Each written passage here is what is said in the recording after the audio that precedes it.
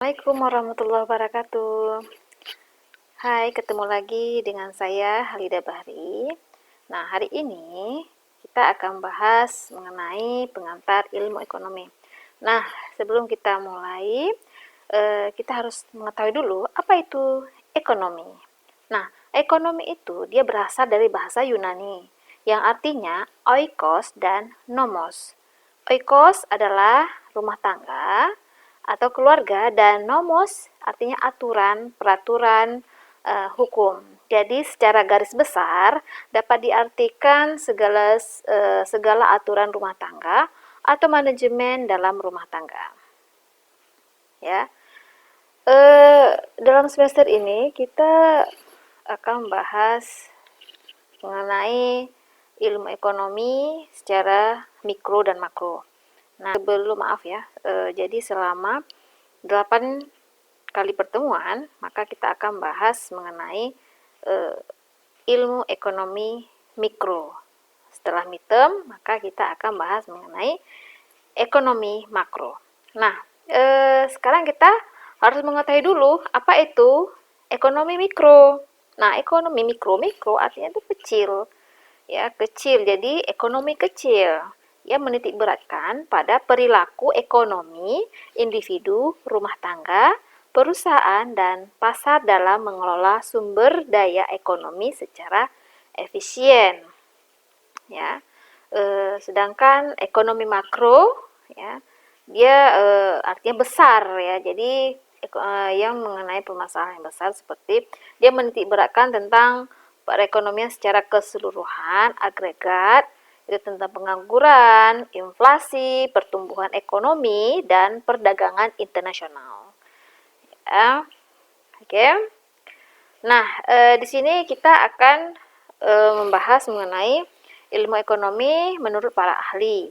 Ya, ada menurut Gregory Mankiw, maaf, yaitu ilmu ekonomi menurutnya adalah sebuah cabang ilmu yang di dalamnya mempelajari tentang bagaimana cara masyarakat dalam mengelola sumber daya yang langka. Ya, setelah itu menurut Richard, maaf ya, sedangkan menurut Richard Gillespie, ia mengutarakan bahwasanya ilmu ekonomi adalah ilmu yang mempelajari pemanfaatan sumber daya yang langka guna media yang tak terbatas. Ya. Oke, selanjutnya menurut Sadono Sukirno, ilmu ekonomi itu dia menganalisis biaya dan keuntungan dan memperbaiki corak penggunaan sumber daya. Ya, apakah itu sumber daya alam maupun sumber daya manusia.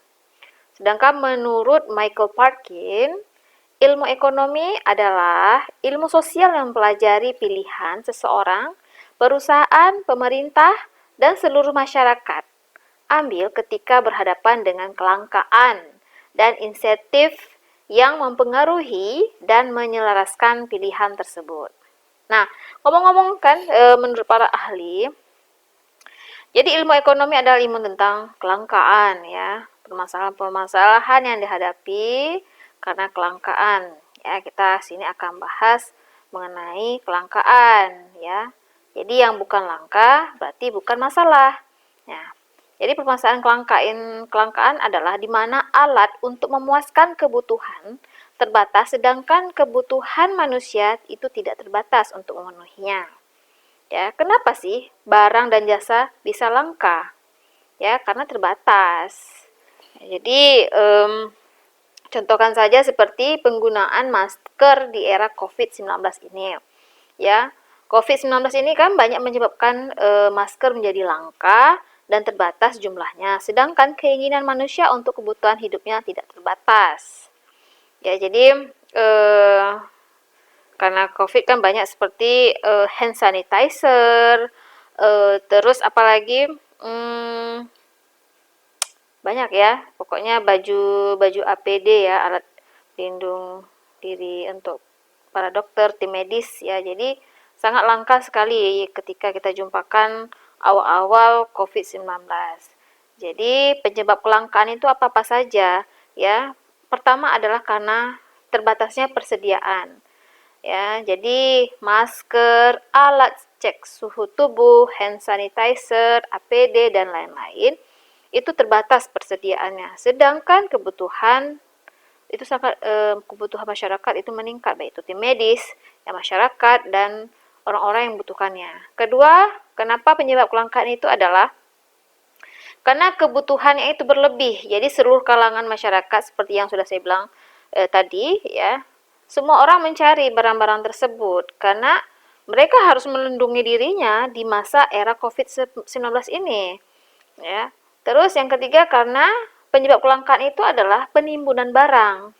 Ya, jadi masker, alat kesehatan itu ditimbun untuk mendapatkan keuntungan ya bagi orang-orang yang tidak bertanggung jawab. Sengaja ditimbunkan, jadi ketika barang itu sangat dibutuhkan, mereka menjualnya dengan harga yang fantastis, ya, yang tidak wajar ya, ya seperti itu. Nah, jadi masalah pokok perekonomian itu tentang faktor-faktor produksi. Jadi penyebab kelangkaan itu yang sudah saya sebutkan tadi sebelumnya, kenapa terjadi, mengenai masalah-masalah tentang masker, hand sanitizer, alat APD ya, dan lain-lainnya. Nah, sekarang kita akan bahas mengenai faktor-faktor produksi. Ya, apa itu faktor-faktor produksi?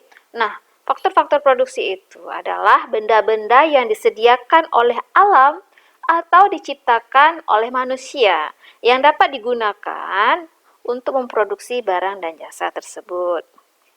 Ya, dalam perekonomian, faktor-faktor produksi dibedakan menjadi 4 jenis. Pertama adalah tanah ataupun sumber daya alam. Yang kedua adalah tenaga kerja. Yang ketiga adalah modal. Dan yang keempat adalah keahlian. Ya, keahlian. Kewirausahawanan ya. Nah, permasalahan-permasalahan ekonomi yang udah kita sebutkan tadi di atas ya. Di sini ada beberapa pertanyaan yang sering kita jumpai. Kenapa? Apa yang akan diproduksi? Contohnya, ya pertanyaan itu seperti apa yang akan diproduksi? Seperti masker, apa aja yang perlu diproduksi. Jadi tergantung masalahnya apa. Nah, tergantung apa yang akan kita angkat tentang masalah di tempat daerah kita masing-masing. Misalnya seperti sekarang ini COVID-19, yaitu apa yang akan diproduksi seperti masker ataupun alat kesehatan dan lain-lainnya ya. Nah, pertanyaan kedua adalah bagaimana cara memproduksinya? Ya, apakah dengan teknologi ataukah dengan dijahit atau dengan maksudnya dengan manual ya. Ya jadi bagaimana cara produksinya juga harus pikirkan. Apakah harus menggunakan teknologi ataukah secara manual. Nah, yang ketiga, itu untuk siapa sih barang yang akan kita produksi tersebut, maaf ya. Jadi, barang-barang yang udah kita ciptakan, untuk siapa barang ini? Apakah karena untuk COVID-19 ini ya, jadi masalah inilah COVID-19, maka alat yang kita ciptakan itu, kita produksi itu untuk petugas medis ya, untuk masyarakat yang membutuhkan seperti masker, hand sanitizer. Misalnya kalau alat dokter tuh seperti masalah ya seperti apa tuh yang untuk apa tuh namanya apa sih namanya tuh saya lupa maaf ya, untuk pernafasan seperti itu ya, dan alat APD pelindung diri juga. Nah, jadi seperti itu. Jadi untuk siapa barang itu kita produksi, jadi juga harus kita pikirkan. Nah, jadi ada 3 masalah pokok ya dalam perekonomian, yaitu pertama kekurangan. Kenapa kekurangan atau kelangkaan itu? Kedua, menceritakan tentang kebutuhan masyarakat. Yang ketiga adalah tentang faktor-faktor produksi. Oke. Nah, jadi tentang kelangkaan sudah. Sekarang kita akan bahas mengenai macam-macam kebutuhan. Itu ada 4. Menurut intensitasnya, menurut sifatnya, menurut waktu, dan menurut subjek.